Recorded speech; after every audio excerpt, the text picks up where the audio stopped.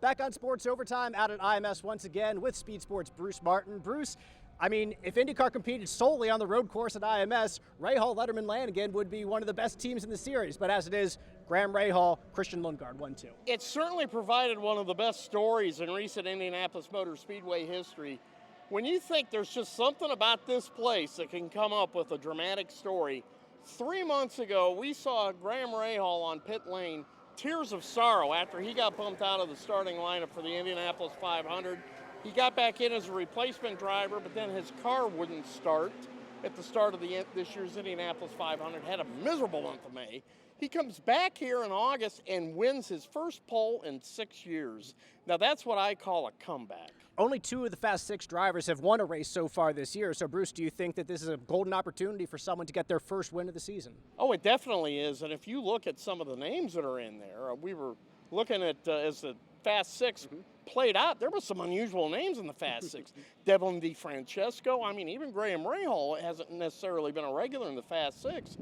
Expected Christian Lundgaard to be in there, and he nearly won the pole. And I really think, what a great story for Rahal, Letterman, Lanigan Racing, is they have 2 of their 3 drivers on the front row. If they play their cards right, they could have a very good day on Saturday. Bruce, this is always a great weekend here at Indianapolis, a lot of great racing, but is this possibly the last time we see it in this iteration with IndyCar and NASCAR all together in one weekend? I would say it's very likely that we won't see this next year. I don't know if we'll see it come back. A lot of the IndyCar drivers believe with the rising popularity of IndyCar at the moment, they don't need to go to the same venue twice. They're already here twice in May, 2 totally different races, but that format really works. I really think that this was a great idea.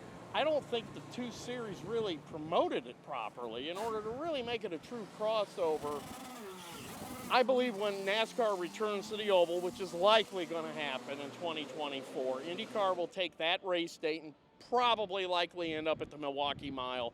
Things seem to be progressing fairly well there. I asked Roger Penske about that a couple of years ago, and he's pretty optimistic that if certain criteria is met, that they'll be returning the Milwaukee Mile. It hasn't been announced yet, but keep your eye on that. It's certainly a fun weekend for more than just fans here, but drivers as well. If you put IndyCar and NASCAR together, Bruce, you never know exactly what you're going to see out there on the track. Well, this afternoon we saw Kyle Busch as a backseat rider for Tony Kanaan in the 2-seater car, and Kyle Busch really wants to run the Indianapolis 500. Of course, you know, a 2-seater ride isn't the same as driving the race car. They did that 12 years ago out at Las Vegas. The same drivers gave each other a ride in a 2-seater, and Kyle would love to do it, he says, but there's nothing imminent. He doesn't have any expectations or heard from any team about getting a ride next year, but stay tuned.